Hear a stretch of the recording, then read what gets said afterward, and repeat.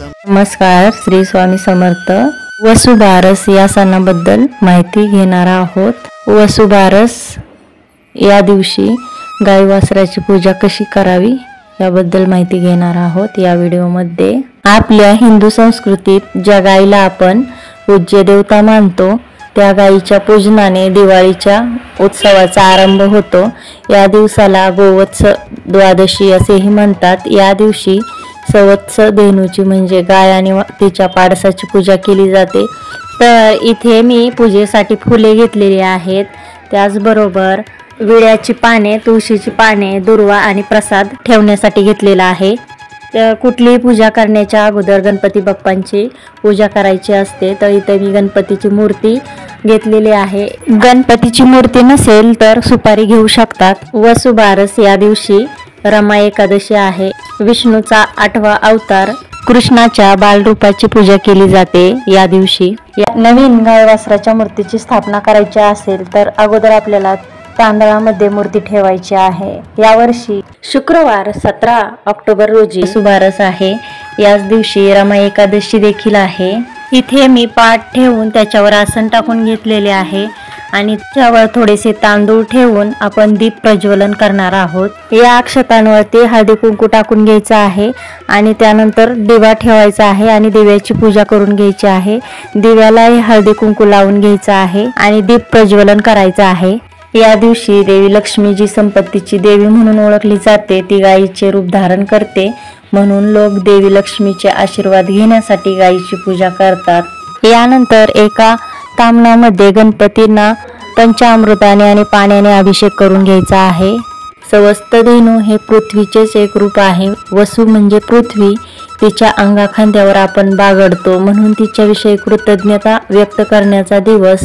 त्यातून वात्सल्य, प्रेम आणि जिव्हाळा प्रतीत होतो।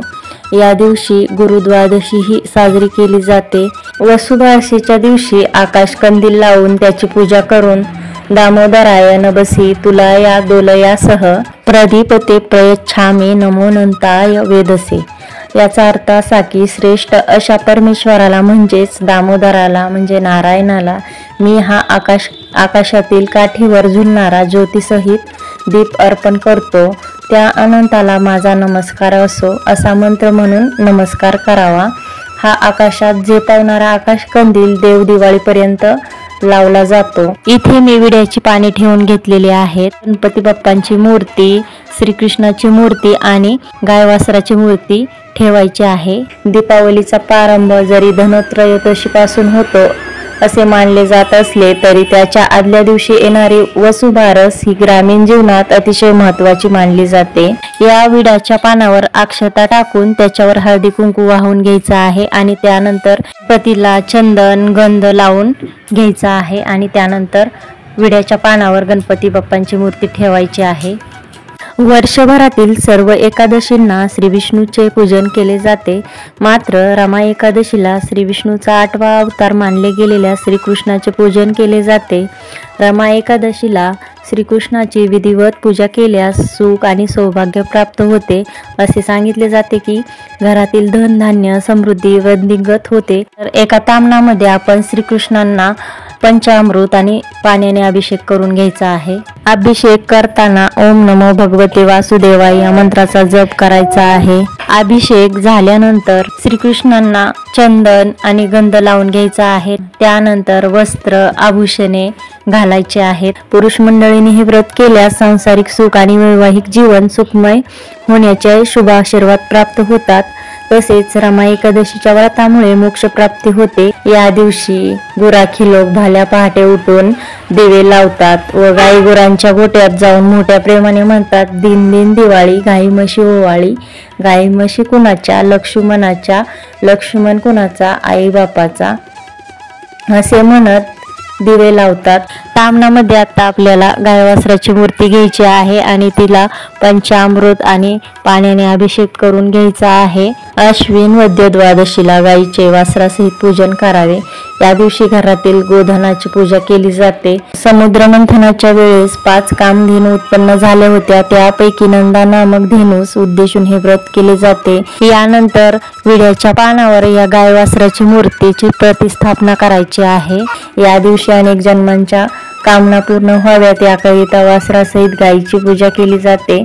या दिवसापासून घरासमोर रांगोळी काढण्यास सुरुवात करतात. काही स्त्रियांचा या दिवशी उपवास असतो. घरातील गाय वासरू यांना आंघोळ घातली जाते. अंगाला हळद लावली जाते. त्यांच्या अंगावर नवीन वस्त्रे घातली जातात. या दिवशी गहू मूग खात नाहीत.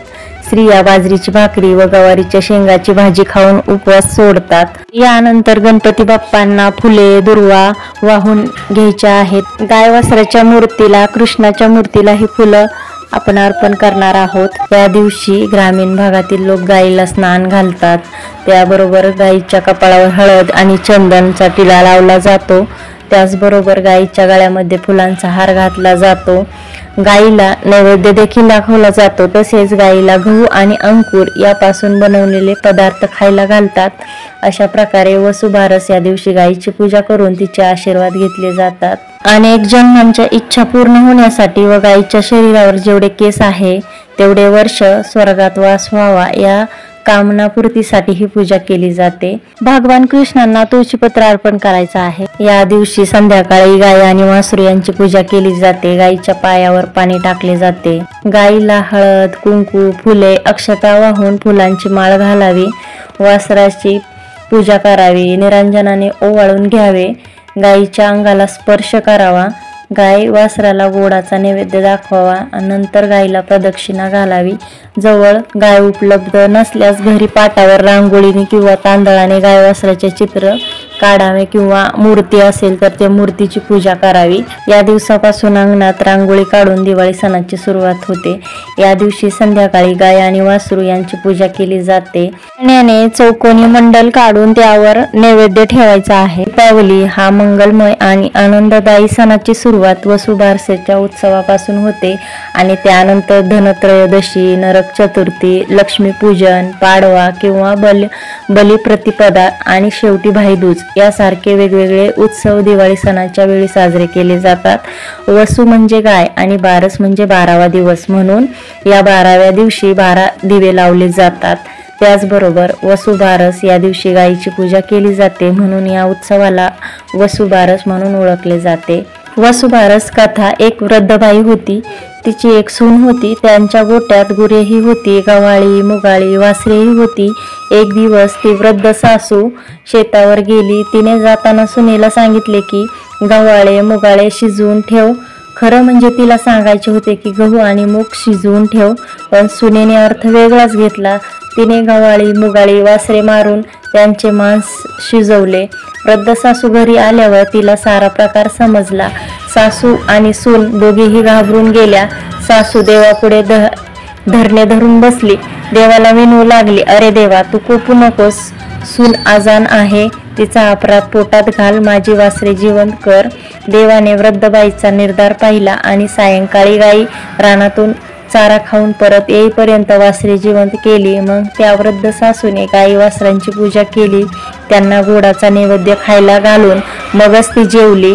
तर ही आहे वसुबारसची कथा आणि तेव्हापासून वसुबारस हा सण साजरा करण्यात येत असल्याचं सांगितलं जातं. तर हा व्हिडिओ आवडला असेल तर लाईक शेअर आणि सबस्क्राईब करायला विसरू नका. धन्यवाद. श्री स्वामी समर्थ.